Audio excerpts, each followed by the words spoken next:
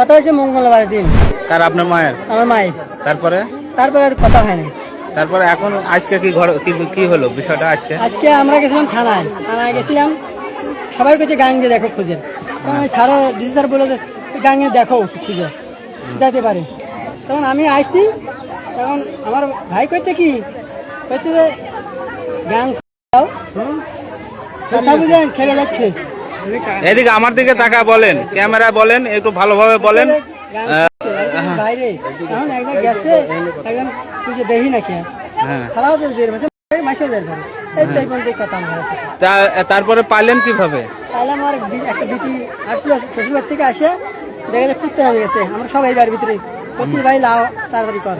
আর আমার বিটি ওইখান থেকে বলছে আব্বা কুত্তা দেখেন বস্তাটা নিয়ে আনতেছে। আমি যা দেখি মানে কুকুরে ইয়েটা বের করছে। আপনার নাম কি? জোনাব আলী। আপনি এই যে বৃদ্ধ মহিলা, ওনার হচ্ছে বড় ছেলে, মেজো ছেলে। আপনারা কয় ভাই কয় বোন? চার ভাই। চার ভাই। 3 বোন ছিল, 2 বোন। আর যাকে আপনারা সন্দেহ করছেন সে কয় নাম্বার? সে সবাই বড়, 1 নাম্বার ছেলে।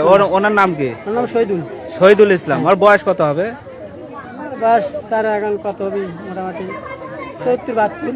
ও, মানে প্রবলেম কি ছিল আপনার ধারণা করতেছেন? কি জন্য এটা করলো সে? ধারণা আমি কিছুই বুঝতে না। মা হাটের দিন, ঈদের আগে হাটে আমার মা যাচ্ছে, আমার মা করছে বেটা বাজার যাবে নাকি, তাহলে মা খেয়ার পালা দিয়ে তারপর হাট যাবে। আর আমার ভাই করছে কি ঘাট ধরে এরম ভাবে ঘাট ধরে ধাক্কা দিয়ে আমার মাকে দেখাচ্ছে বাড়ির ভিতরে দাও। এই তো আমি দেখো ভাই তুমি মাকে এরকম করছো কে?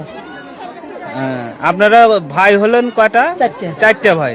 4 ভাইয়ের কেউ আপনার মাকে ভাত দিতে রাজি না, হয়নি? ওই ভাই আমার জমি জমা লিখে কতখানি জমি লেগে গেছে?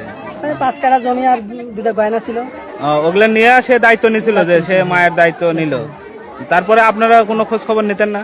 হ্যাঁ, খোঁজ খবর নিতাম। প্রত্যেকদিন সকালে করে আমার এই ঘরে ভাত খেত, এই বাড়িতে, আমার বাড়িতে। হ্যাঁ, প্রত্যেকদিন সকালবেলা ভাত খাওয়াতেন। হ্যাঁ।